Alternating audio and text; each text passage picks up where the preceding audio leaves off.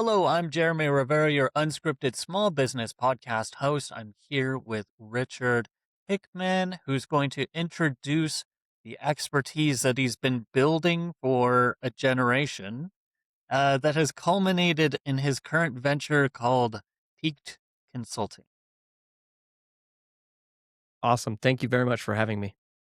No problem. So, what would you say you do here, Richard?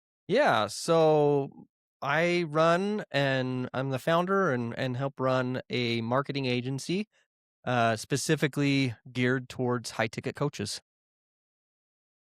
Is it consulting for the consultees, for the people that are doing the consulting? Like who is your ideal customer profile?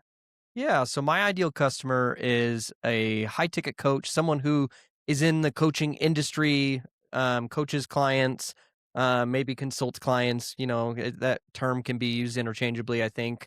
And they're usually a solopreneur, maybe have one or two employees at this point. They've maybe making 20 grand a month or so, but they can't seem to break through and get a predictable sales system.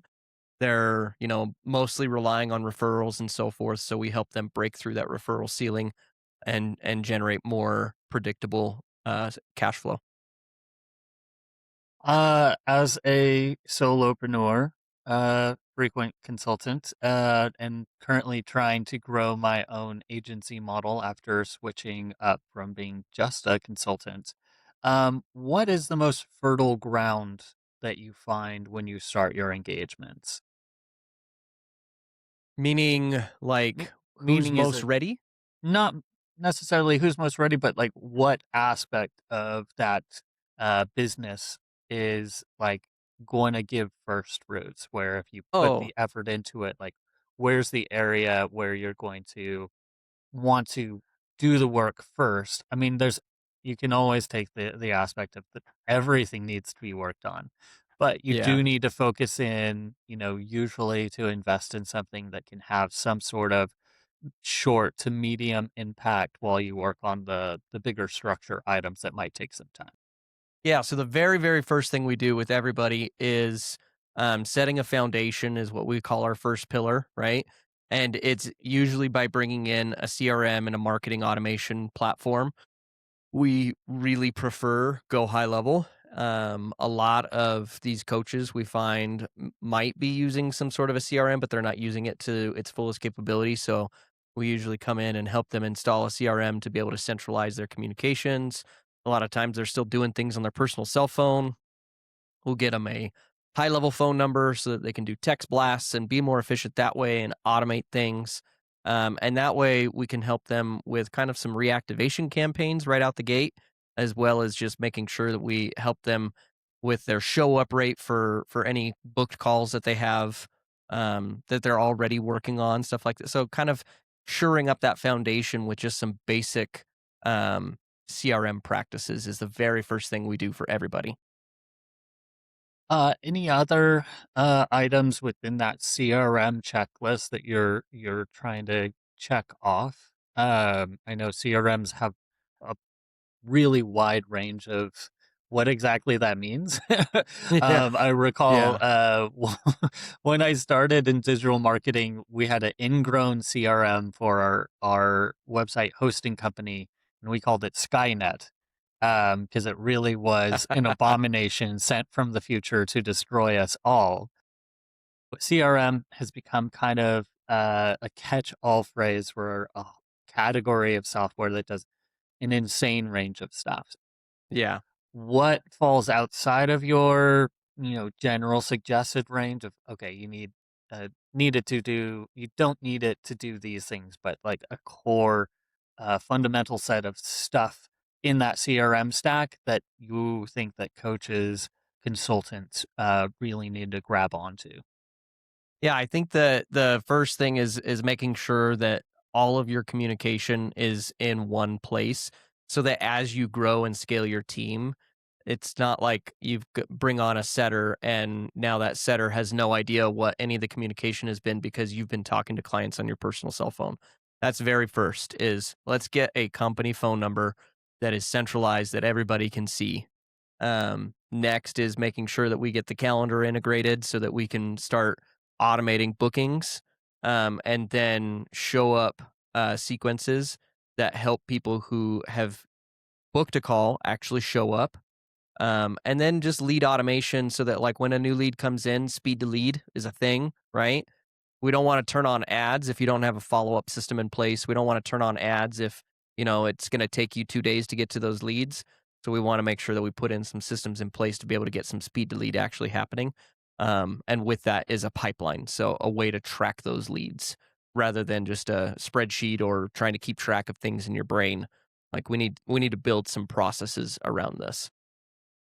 How much of that ties into practices with Claude or GPT or other tools at this point for you? So most of it, we've actually got it pretty well dialed in, except for the copy, right? Mhm. So because every coach is different, has a different offer, a different ICP of themselves for themselves. So we do utilize a lot of like AI to be able to help us generate some of this content and copy. But then we're using the coach always has to review that material before we go live because we don't want it to say something that is untrue. And we just met these coaches usually. So yeah, we have a lot of information during on our onboarding, but they know themselves and their product better than anybody else. So they have to review it. Is there something about the nichification process? Choosing who you're targeting and who they're targeting, who their ICP is, that you fine tune or help them adjust that, or is that come in like, hey, we're doing these guys, and that's pretty locked and set. Yeah, most of the time, the clients that we're working with, they've got their ICP dialed in, right? We're dealing usually with pretty well established coaches. They've sold their offer. They know who their audience is. I don't work with a lot of new coaches that are still trying to figure that out because, to be honest, yeah, step one is foundation, but step two that we get to as quickly as possible is start running paid ads because that's how you scale past referrals. And a lot of new coaches don't have their offer dialed in. They're not ready for ads yet, so I'm not usually working with them. Um, Social media as a distribution channel. What's your rubric for helping them choose or change which channels they're focusing on posting content, on interaction and engagement? Uh, what what are some of the telltale signs that, hey, you're kind of wasting time on this social channel versus, hey, this is driving meaningful conversations that are leading to leads? Yeah, so I think that's the key indicator right there is your effort actually turning into leads? If I think that organic social is a very important game, but you need to be doing things that are revenue generating first and foremost. And if your social media is not in a place where it's generating revenue yet, let's focus on generating revenue and then we can focus on that. You know, Alex Hormozi, I love his stuff and his content. He says the rule of 100.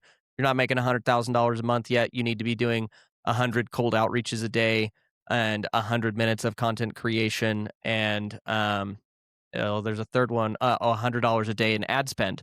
And so it should be one of the things you're doing.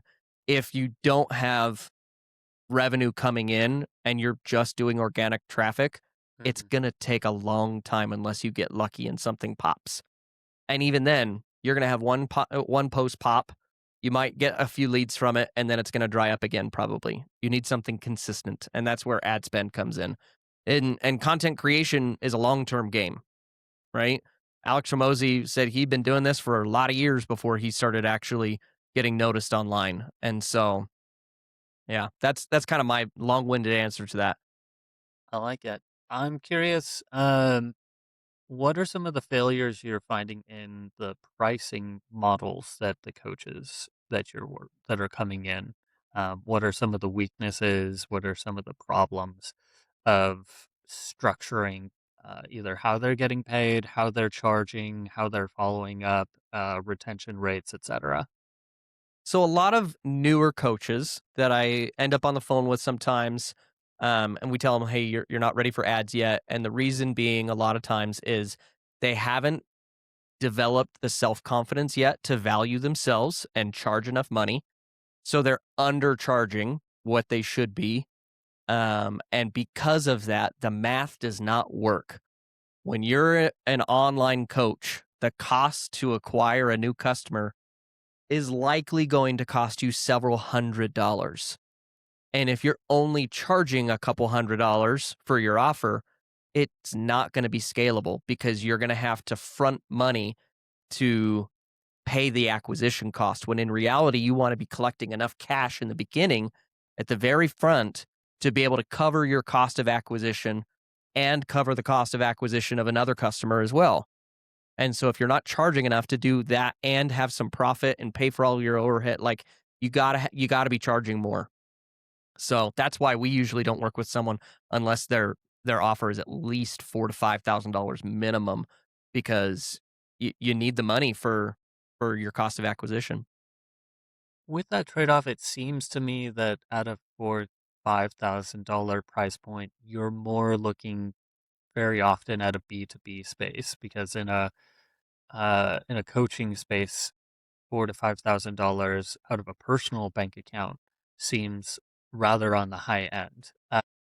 Whereas as a business expense or part of a commitment by the CEO or something along those lines. So how does that change the mathematics as a coach of, then you get financing challenges. Like I had the unfortunate scenario of somebody they offered me net 30 terms, but they requested that I invoice after the first month of work had been completed. So really it was net 60-day terms for them.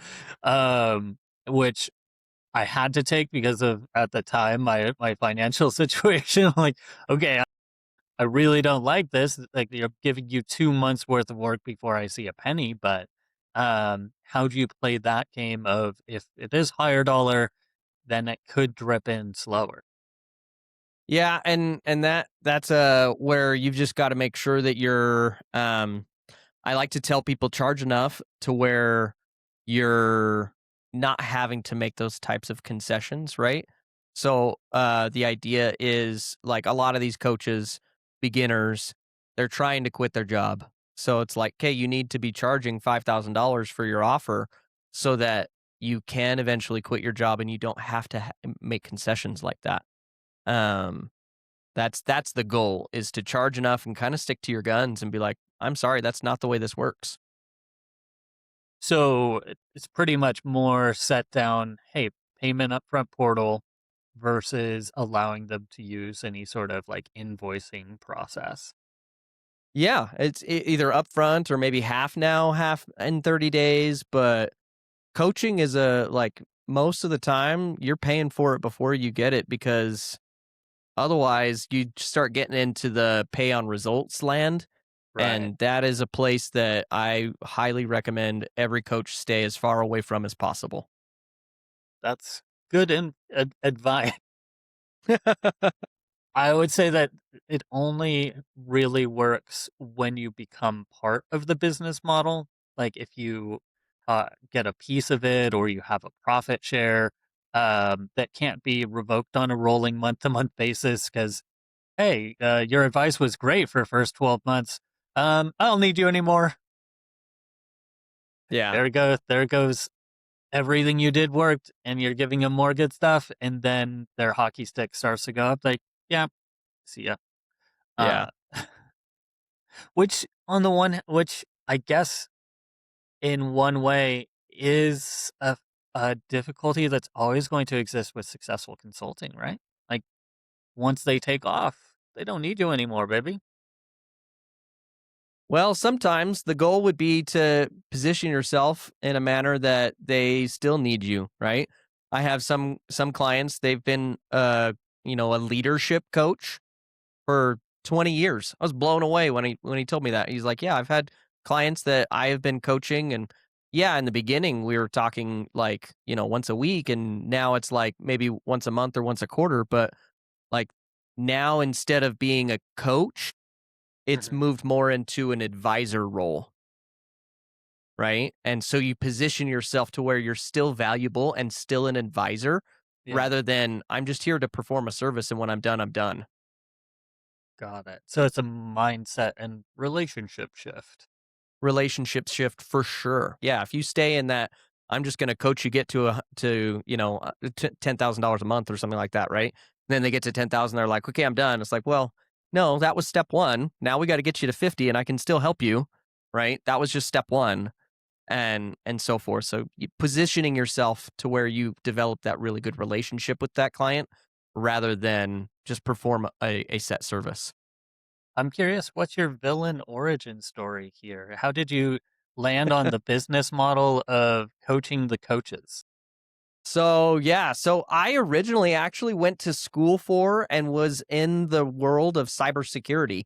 I went to school for digital forensics. I worked on a lot of civil cases and then moved into like doing hacking stuff, like figuring out how did hackers get in and stuff like that. I worked on a lot of Russian hacker cases and other high profile hacking cases as a cybersecurity consultant. But then and that worked really well when I was a single dude. But then I found my beautiful, wonderful wife, and I became dad to her 5 wonderful kids overnight. And being an on-call cyber consultant 24/7 does not work for dad life. And so I decided to kind of take an exit from that life. Even though I was making amazing money, I kind of liked I not kind of, I really liked what I was doing, but my passion was more with being with my family. And so I decided to step out of that. And my wife had been a coach and is a coach. She's a public speaking coach. So I was like, okay, well, I built and sold a cybersecurity firm. I can help you build your coaching firm. Like, why not? I did all the back end stuff for that company, that cyber company that we built and sold. Let's do this. And so I started helping her build her business, and a couple of her clients who were also coaches because she teaches public speaking. So a lot of coaches are into public speaking. We're like, hey, I need help too. Like, you've done awesome work for your wife. Can you come help me? And it kind of was born by accident, but that's kind of where we're at. It really stemmed from me getting married and then helping my wife, who is a coach, and then helping her clients who are also coaches. Not bad as far as villain origin stories go. Yeah, yeah. Um, so what's as far as like coaching niches, has been the most difficult, like giving advice to somebody in their niche is particularly difficult. I come from, SEO, and I've got some friends in this space, uh, Michael McDougall and Timothy Jackson with Mercy's Sake, and there's definitely a challenge right now, especially as the ecosystem changes of, the role of LLMs and, we had a couple of difficult business seasons, willingness to invest in it. And so from like the consulting side and it gets pretty thin. But what's been your most difficult niche, sub niche, I guess, of what category of market, has had the most trouble to grow? I would say a lot of the mindset type coaching has a really hard time right now because a lot of people are just going to ChatGPT and using ChatGPT as their therapist and so forth, right? They're listening to more podcasts to be able to help them with their mindset and so forth. Now, I do think that there is a place for mindset coaches, definitely. I've had them before and still do.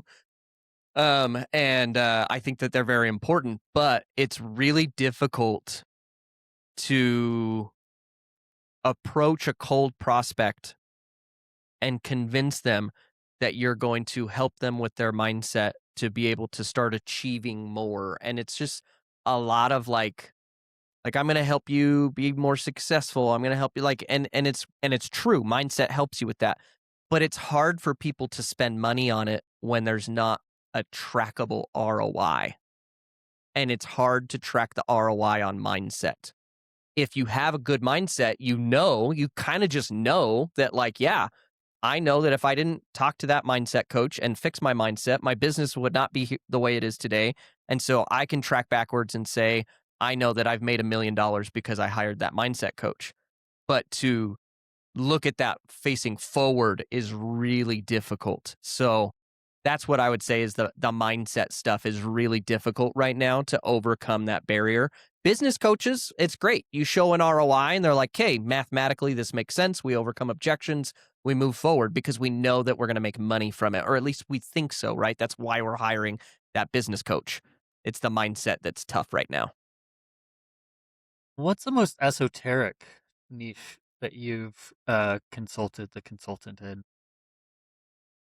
Esoteric, meaning, like someone who's Obscure. just like way obscure and out there. Yeah. So, once worked with a coach that is, she's an astrology advisor, I guess you could say.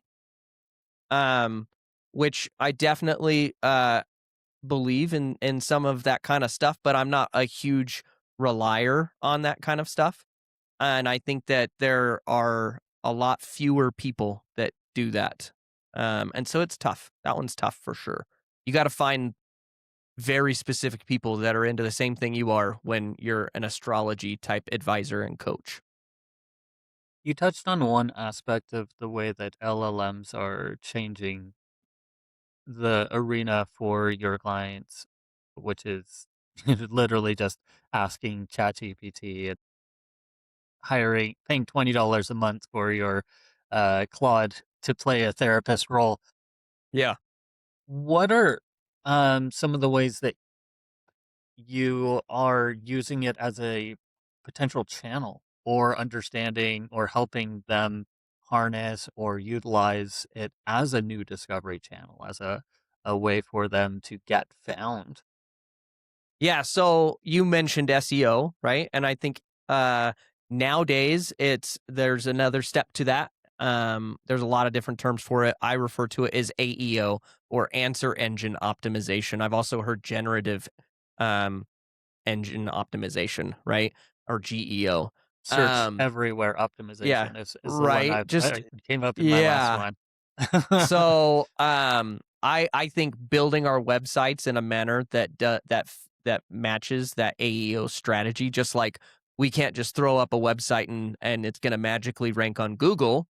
Like even a couple of years ago, right? We needed to build that in a certain manner so that it would rank. And now we're seeing ourselves in a world where we not only need to build it so that we rank organically on Google, but we also want to be coming up in the answers so that when your prospective client goes to ChatGPT and says, "How do I grow my business?" it says, "Oh, Jeremy has this XYZ formula that he uses to help businesses do exactly what you're asking," and refers to you in its answer. That's the goal, is to build your website in a way that ChatGPT refers to you in its answers, because let's be honest, most people trust their chat almost too much, right? And if you can get chat to recommend you, you're more than likely going to get a sale. Yeah, just like my friend Matt Brooks says that it's a terrible customer support representative who doesn't know anything about you, but it's out there already doing that job. You didn't pay him to do it, but if you don't give that customer support rep any training, it's going to go off. Sure, you can make a homepage that's really just like 5 pictures of yourself, your dog, your cat. Say, I'm a great coach. Okay, well, you gave the you gave the LLMs this much information. It's going to either not reference you or make up whatever it wants to. So, Yep. Yeah. Yeah. kind of Mad Libs. I usually tell people like you've yeah, you got to do all the traditional SEO stuff, but then also start building your website to where you need to be building your website to where it's not necessarily geared towards a human being visiting it, but an AI visiting it. And writing blog posts, which is funny, right? Because it's like, who reads blogs anymore? AIs do, right? Perplexity reads your blog. ChatGPT reads your blog. So write a blog post that's titled the question that your prospects are asking ChatGPT. So that then when ChatGPT goes out and searches the internet for that thing, it's like, oh, here's an entire article that was written about this exact question, right? And it's like, yeah, that's probably not going to come up in someone's Google search, but it'll probably come up in their chat search. I think it's funny because there's two sides of this argument of like, and I have to admit that part of it is the bias of the success that content marketers had from 2010 to 2020, where we could just throw out thousands of top level articles as like mass fishing in the ocean. And now that that doesn't work, they're like, top of funnel's dead, only focused on the bottom of funnel. But you're right. There's a counter argument of if we are seeing LLMs digest and cite information, it and we don't it's too much of a black box to even be able to tell when or how frequently, even with the same query. So it's a little bit of a Hail Mary, but you're right that we do need to better inform every LLM model about what it is our offer is, how we can structure our expertise. And it's really a reflection of the human side of things. Like if I'm having a conversation and they bring up a challenge, I'm like, oh yeah, I wrote a post about that last month. That's instant Yeah, credibility. You know, it's the same thing exactly. with LLM tools. Is, oh, you wrote about that. That's a reference, maybe as a link, maybe not. Like it's just not tied to the hardcore metrics that we generally have used in the SEO practices. But you're right. There's still a lot of value and social media value. Back your social posts with an article. Yeah. Instead of just writing, posting whatever ChatGPT told you to post, like let's actually reference some material and push them to your website and then have clear call to action on your website so that you can turn those into actual leads rather than just sending them to the homepage of your website and hoping that they, book a call or something like that. Downloadable with a just click to download versus a email gate on a downloadable asset. Which path do you prefer? I definitely prefer at least getting their email address, if not their email address and their phone number in order to get something. Like, I think that's a fair exchange. Like, sure, free content out there, social media, post it, like, post your long form YouTube videos that give away a lot of the same information. But then the way you organize it into a guide or something like that, those types of things you should be behind some sort of a form for sure. I'm a huge proponent of that. Otherwise, you're giving away information for free and you're never going to make any sales because you're not going to collect leads. Definitely. Okay. Um, I've had like several different conversations recently about that. But it mostly ties back to a lack of like a follow-up process. You know, like, oh, I've got an email, goody, versus somebody who's got an email, they're like, cha-ching. Yeah. And that's why our step number one is set that foundation because most people, like you just said, they're like, oh, whoop de doo, I have an email. It's like, that email is valuable. I don't care if you have, like, I know someone in particular that they have like combined across all their social media channels, several million followers, but their email and customer list is this. They've never collected an email. They've never collected a phone number. They have nothing. And when this person and it was interesting because we had a TikTok outage mandated by the government a little while ago, if you guys remember that, right? Yeah. And Yeah. this individual was freaking out because their entire livelihood got shut down And it's like, if you Yeah. had been collecting emails, it wouldn't matter if TikTok went down. That's my opinion. Social media is great, but don't rely on it because it could go away in an instant, and we've seen it happen. Yeah, and, we should know better in the digital marketing industry as well because we've seen, Facebook go from, "Hey, it's an organic playground, every business has got a Facebook page and they're posting content consistently," to now it is 100,000% pay to play. You cannot get an ounce out of Meta without paying, your pound in tribute. Yeah. So, we're learning that hard lesson in SEO and, with, these newcomers, ChatGPT, Claude, Google clawing back with the helpful content update. A lot of content creators were just like, "Hey, you will pay me to create cooking content. I'll keep creating cooking content." Well, at some point, Google realized, well, we only need 340 people with a quiche recipe, and we don't need another new person with a quiche recipe. Really not additive. We kind of hit the max, and they reset things with helpful content update, and a lot of people lost their livelihoods with that shuffle around of the algorithm. So we should have known better in the SEO space because we live or die. We've lived and died by these algorithm changes or Penguin, Panda, like huge changes on the like weekly update algorithm updates. It's change that we've gotten used to, but we didn't see that we'd become reliant on always just you know treating SEO as a fresh ocean into which we could go and fish and have no audience retention. Yeah. It's huge. Audience retention is huge. What are some of the mechanisms that you advise for coaches to build into their workflows to sustain that audience, to have an eye on retention, on churn? Yeah, I think the most underutilized channel is email marketing. A lot of coaches I talk to are like, I don't want to be that guy that's spamming. And it's like, listen, we all get a ton of emails.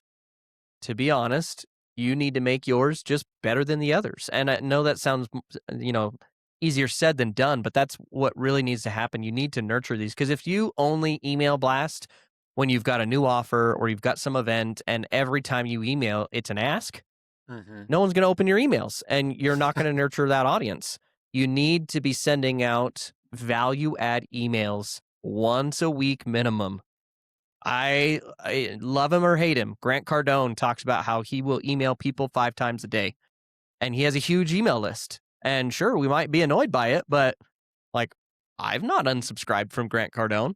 I Hmm. learn a ton from Grant Cardone from time to time, right? And so I don't care that he emails me 3 times a day or 5 times or whatever. And that's the way we should be treating email marketing is we need to be actually emailing people. We need to be in front of their faces. So it's like just more of that subconscious reality of, more thinking of it as advertising touches that we're laying down the foundation so that later when we do bring up the ask, it's not the fifth time they've been asked. It's the first, but they can think back, oh, I read that article that time. Oh, he did that interview. Oh, he gave this insight. Oh, I saw that clip. Oh, I saw that TikTok. Yep. And and then it goes back to that whole idea that Gary Vee talked about. I like I think jab jab jab hook, right? Yeah. And so it's give, give, give, give, and then ask with your hook. And that's what's going to really make that hook land. Because if you're just hooking every single time, it's not gonna land. So yeah, jab, jab, jab, hook doesn't just apply to social media; it applies to email as well. Curious what your take is on the inherent paradox that is authenticity and marketing, because to effectively market, you have to do so, you know, credibly, but you also are rehearsing things and saying things multiple repeated times and for a specific targeted purpose. So there's inauthenticity there because you're, doing it with the intention to make money from them. First of all, that's always always true in a business context. Um, but also, you're, kind of using them in a way.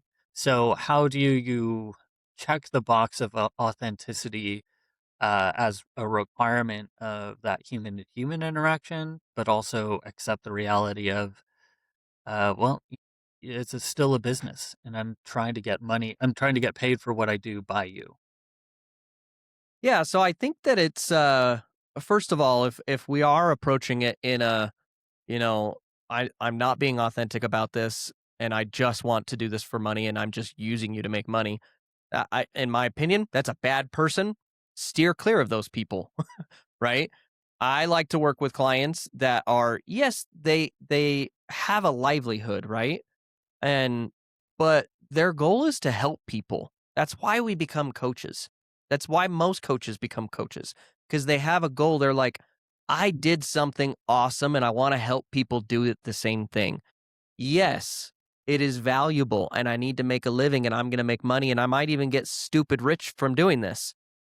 But in all reality, I'm here to help people. Those are the good people that I'm looking for. Sorry. Those are the good people that I'm looking for to work with.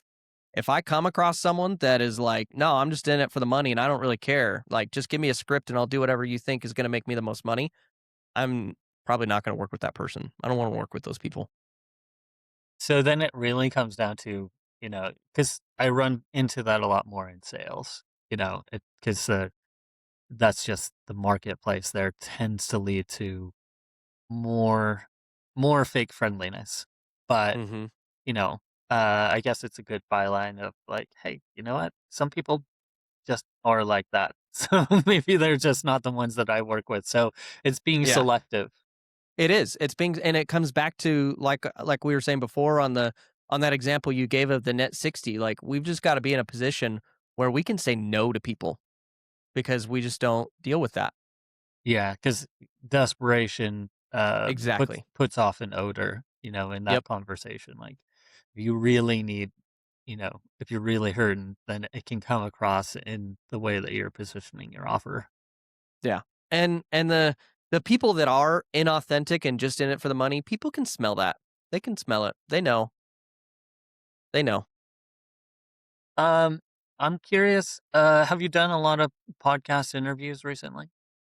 I've started to, yeah, ironically enough, that's like my wife's main thing right now is helping public speakers get on podcasts.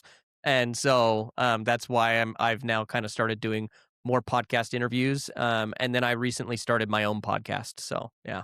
Oh, awesome. Give it a shout out. What's your podcast? It's the business of high ticket coaching. The podcast aims to, like I was saying before, there's a lot of like mindset stuff out there, right? And every business owner needs to hear that. Needs to hear the David Goggins tell them, "Shut up, put your shoes on, and get to work." They need that, but there's enough of that content out there. The aim for my podcast is to be more tactical and operational, and bringing on coaches that have kind of figured some things out and say, okay, who was your first hire and why?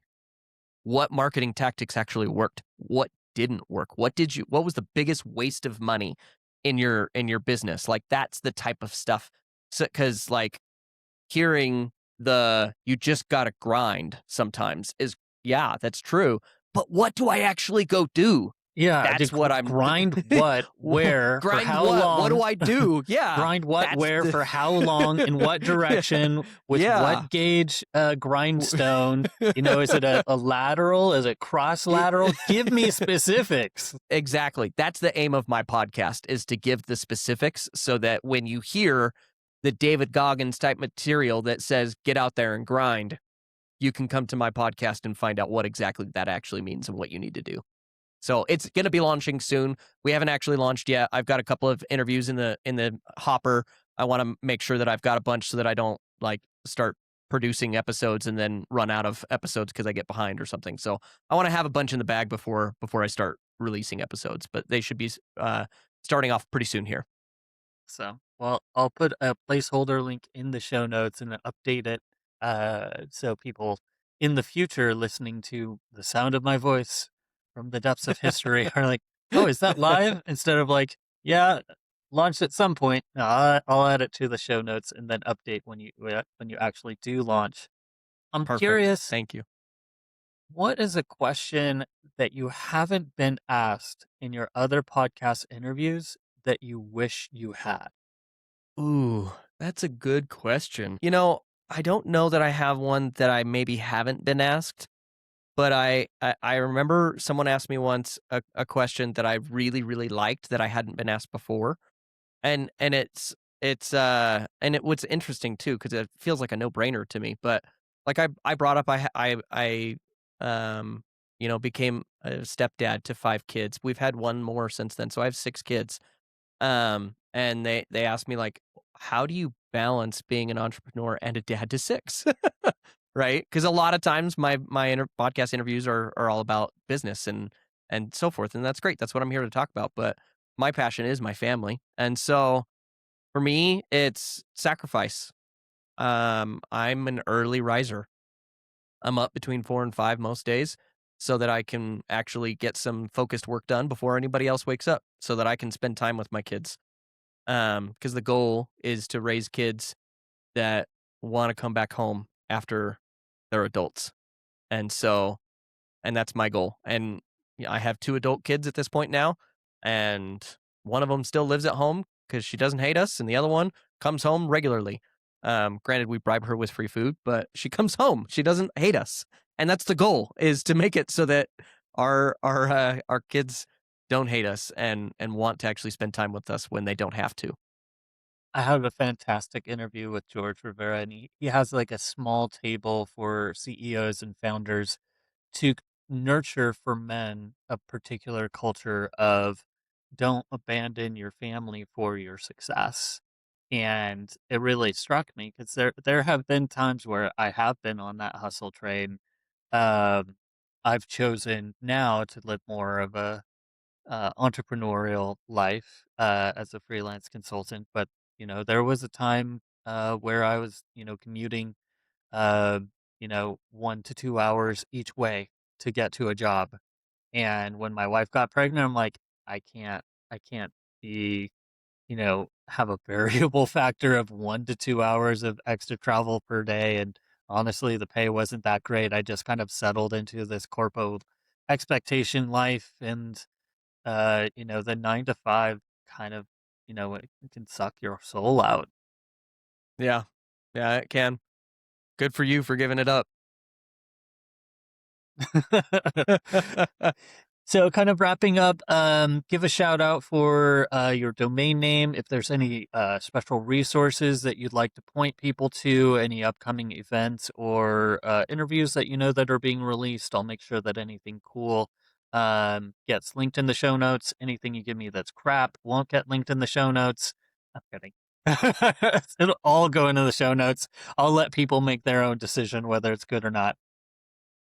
Good, but give Yeah, it. yeah. So I actually put together a free AI audit for coaches that where you can put in like what is your coaching niche, what's the number one question your potential clients might ask, and it will go and check Chat, Gemini, Perplexity, Claude, and it'll check and see if you're referenced in the answers, and then let you know, and then if you're not, give you some pointers on some of the things you can do on your website to start showing up in these AI searches. So you can head over to coachingaiaudit.com and do that free audit. Fantastic. Well, thanks so much for your time. Appreciate you coming out. If you're listening to this episode, I'll have the full show notes. I release an episode at an article at unscriptedseo.com, full of almost the entire transcript. So if you're a reader as much as you are a listener, you want to get a segment of the text, go check it out. I have uh, Unscripted SEO as well as Unscripted Small Business. All of the notes will be up there. Thank you so much again for stopping by. Thank you for having me.